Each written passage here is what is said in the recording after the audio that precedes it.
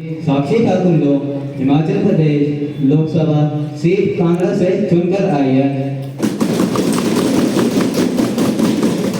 सुश्री मेघा ठाकुर जो यूपी की अमेठी लोकसभा से चुनकर आई है।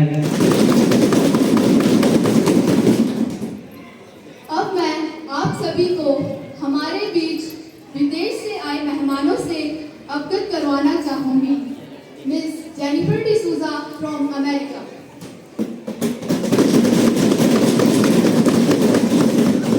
रोजी फ्रॉम साउथ महासचिव जी से अनुरोध है कि वे सदस्यों में आज का एजेंडा और प्रश्नों की सूची वितरित करें। जी अध्यक्ष महोदय, प्रश्नों की सूची बांटी जा रही है।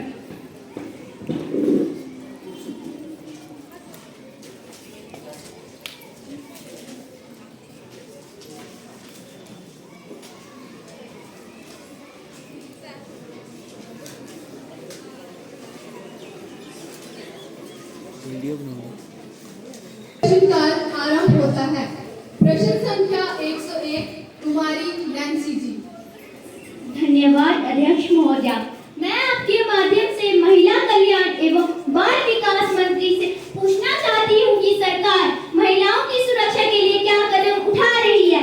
आजादी के इतने सालों के बाद भी महिलाओं की स्थिति में कोई सुधार नहीं आया है। महोदय, ऐसा क्यों? महिलाओं का यौन उत्पीड़न हो रहा है। गैंग रेप जैसी घटनाएं रुक नहीं रही है। महोदय मंत्री जी, इस पर अपना स्पष्टीकरण दें। धन्यवाद। माननीय मंत्री जी, इस पर अपना स्पष्टीकरण दें। और स्वावलंबी बनाने के लिए कई योजनाएं चलाई जा रही है। इन योजनाओं के कारण महिलाएं केवल आत्मनिर्भर ही नहीं बनती बल्कि सभी कार्यों में कामयाबी को हासिल करती है।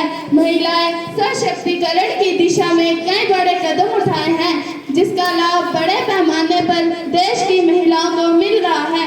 केंद्र सरकार का मकसद है कि महिलाएं भी पुरुषों के साथ कंधे से कंधा मिलाकर आगे बढ़े। धन्यवाद अध्यक्ष महोदय। प्रश्न संख्या 102 कुमारी अमीक्षा जी। धन्यवाद अध्यक्ष महोदय। मैं आपके माध्यम से संबंधित मंत्री जी का ध्यान बढ़ती हुई महंगाई और बेरोजगारी की ओर दिलाना चाहती हूँ और इनसे पूछना चाहती हूँ कि बढ़ती हुई महंगाई और बेरोजगारी कमर तोड़ रही है। इस समय बढ़ती हुई महंगाई और बेरोजगारी इतिहास के सबसे उच्च स्तर पर है, जिससे लोगों का जीवन अस्त व्यस्त हो रहा है। आखिर ऐसा क्यों हो रहा है? जब ये सत्ता में नहीं थे तब बड़ी बड़ी बातें करते थे, एक जादुई छड़ी होने की बात करते थे। आखिर अब वो जादू की छड़ी कहाँ गई? वित्त मंत्री, इसका जवाब दें। माननीय वित्त मंत्री जी, इस पर अपना स्पष्टीकरण दें। धन्यवाद अध्यक्ष महोदया। मैं आपके माध्यम से सदन को बताना चाहता हूं कि हमने वर्ष 2014 से अब तक 1 करोड़ युवाओं को रोजगार के अवसर प्रदान किए। जब आपने इतने युवाओं को अवसर प्रदान किए हैं तो अब तक बेरोजगारी क्यों नहीं मिट रही है? रुकिए, मेरी बात तो सुनिए। अध्यक्ष महोदया, हमने स्वरोजगार के अवसर को बढ़ाया है और युवाओं को अपने रोजगार खोलने के अवसर प्रदान किए हैं। हमने बेरोजगार युवाओं को बैंक से सस्ती दरों पर तथा बिना किसी सिक्योरिटी के ऋण सुविधा प्रदान की है, जिसके परिणाम आप सबके सामने है। धन्यवाद अध्यक्ष महोदया। प्रश्न संख्या 103 कुमारी स्नेहा जी। धन्यवाद अध्यक्ष महोदया। मैं आपके माध्यम से शिक्षा मंत्री जी से यह पूछना चाहती हूँ कि आज देश में शिक्षा का स्तर क्यों गिरता जा रहा है? स्कूलों की हालत क्यों खस्ता है? समूचे देश में शिक्षकों की कमी क्यों है? और शिक्षा के प्रति सरकार इतनी उदासीन क्यों है?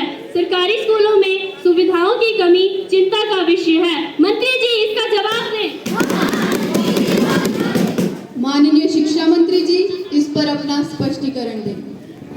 माननीय अध्यक्ष महोदया, मेरे साथी द्वारा लगाया गया आरोप झूठा व आधारहीन है। न ही हमारे देश में शिक्षकों की कमी है और न ही देश में शिक्षा का स्तर गिरा है। सरकार ने बजट में इस वर्ष 4147 करोड़ का प्रावधान किया है और जिसमें से 1691 करोड़ स्कूली शिक्षा पर खर्च किया गया है। सरकार स्कूलों में गुणात्मक शिक्षा को बढ़ाने के लिए स्मार्ट क्लासरूम चला रही है। अरे स्मार्ट क्लासरूम से क्या होगा जबकि आपके पास प्राथमिक सुविधाएं ही नहीं है और तो और आपके पास अध्यापक ही नहीं है, ऐसा क्यों महोदया? माननीय सदस्य, आप बिना अनुमति नहीं बोल सकते। माननीय मंत्री जी, अपना उत्तर पूरा करें। हमारी सरकार स्मार्ट क्लासरूम के माध्यम से बच्चों के बस्तों के बोझ को कम करने का प्रयास कर रही है तथा स्कूलों में शिक्षकों के पदों को भी भर रही है। सरकार ने शिक्षा पर देश की जीडीपी का 6% खर्च किया है, जो पहले 1.7% था और इस वर्ष सरकारी स्कूलों ने निजी स्कूलों की अपेक्षा बेहतर प्रदर्शन किया है। धन्यवाद। प्रश्न संख्या 104 कुमारी प्रीति जी। एक मीठी मुस्कान है बेटी, एक मीठी मुस्कान है बेटी, यह सच है कि मेहमान है बेटी, उस घर की पहचान बना देती है बेटी, उस घर की पहचान बना देती है बेटी, जिस घर से अनजान है बेटी। हर परिवार के कुल को बढ़ाती है बेटियां, हर परिवार के कुल को बढ़ाती है बेटियां, फिर भी पैरों तले कुचल दी जाती है बेटियां, फिर भी पैरों तले कुचल दी जाती है बेटियां। आदरणीय अध्यक्ष महोदया जी, मैं अपने साथी सांसद के द्वारा बेटी बचाओ पर जो प्रश्न पूछा है मैं उसका समर्थन करती हूँ और सरकार से पूछती हूँ कि बेटियों को सुरक्षा कब मिलेगी, जो कि अपने आप को असुरक्षित महसूस कर रही है। सरकार सदन में अपनी स्थिति स्पष्ट करे और इतना ही नहीं महोदया, सरकार कुंभकर्णी नींद से जागकर बेटियों के हित की रक्षा करो, अन्यथा यूं ही बेटियां कोख में मरती रहेगी और दहेज की बलि चढ़ती रहेगी। जागो सरकार, जागो। माननीय मंत्री जी, इस पर अपना स्पष्टीकरण दें। आदरणीय अध्यक्ष महोदया जी, पता नहीं हमारे विपक्ष के साथी हमारे साथ ऐसा व्यवहार क्यों कर रहे हैं। आखिर ये क्या साबित करना चाहते हैं? इन्हें लगता है कि सिर्फ इन्हें ही बेटियों की चिंता है। आखिर ये क्या जताना चाहते हैं? आदरणीय अध्यक्ष महोदया जी, हम आपको ये बता दें कि सरकार ने बेटियों की सुरक्षा के लिए कड़ी निगरानी लगाई है और बेटियों की सुरक्षा के लिए कानून ने दृढ़ संकल्प लिया है। बेटियों के बिना जीवन बेकार होता है, बेटियों के बिना जीवन बेकार होता है, बेटियों से ही तो घर परिवार होता है, बेटियों से ही तो घर परिवार होता है। धन्यवाद अध्यक्ष महोदया। प्रश्न संख्या 105 कुमारी सिमरन जी। धन्यवाद अध्यक्ष महोदया, मैं आपके माध्यम से सरकार से नए संसद भवन से संबंधित प्रश्न पूछना चाहूंगी। आखिर उन्होंने नए संसद भवन का निर्माण बड़े शौक से किया और उसमें मनचाहे तरीके से निर्णय लिए, यहाँ तक कि उसके उद्घाटन समारोह में भी अपनी मनमानी दिखाई और राष्ट्रपति को उद्घाटन समारोह से अगला रखा। आखिर तानाशाही कब तक चलेगी? माननीय मंत्री जी, इस पर अपना स्पष्टीकरण दें। धन्यवाद अध्यक्ष महोदय, मैं आपके माध्यम से सदन को इस बात से अवगत कराना चाहता हूं कि हमारे नए भवन तैयार हो गया है, जिसके लिए आप सभी बधाई के पात्र हैं। अध्यक्ष महोदया, हमारे विपक्ष के साथियों को तो मुद्दों से भटकने की आदत सी पड़ गई है। अध्यक्ष महोदय, मैं सदन को बताना चाहता हूँ, हमारे वर्तमान संसद भवन में 800 सदस्यों को बैठने की व्यवस्था थी, जिसे बढ़ाकर 1272 कर दिया है। अध्यक्ष महोदय, बदलते समय के साथ हमें भी बदलना चाहिए। वर्तमान की सभी सुख सुविधाओं को देखकर नए संसद भवन का निर्माण किया। आपको हमारे ऊपर गर्व होना चाहिए, उल्टा आप हमसे ही प्रश्न पूछ रहे हैं। जिस उद्घाटन की बात कर रहे हैं, आप मुझे बताइए कि किस हैसियत से मणिपुर, छत्तीसगढ़ और तमिलनाडु की विधानसभा के भवन का उद्घाटन आपके नेता ने किया। तब आपके नेता संवैधानिक पद पर भी नहीं थे। धन्यवाद। प्रश्न संख्या 106 श्री राहुल जी। रेल मंत्री जी से ये पूछना चाहता हूं कि आए दिन रेल हादसे क्यों बढ़ रहे हैं। हाल में हुआ उड़ीसा रेल हादसा, जिसमें 288 लोगों की जान चली गई, हजारों लोग घायल हुए हैं। इस पर रेल मंत्री जी अपना स्पष्टीकरण दें। धन्यवाद। माननीय मंत्री जी, इस पर अपना स्पष्टीकरण दें। धन्यवाद अध्यक्ष महोदय।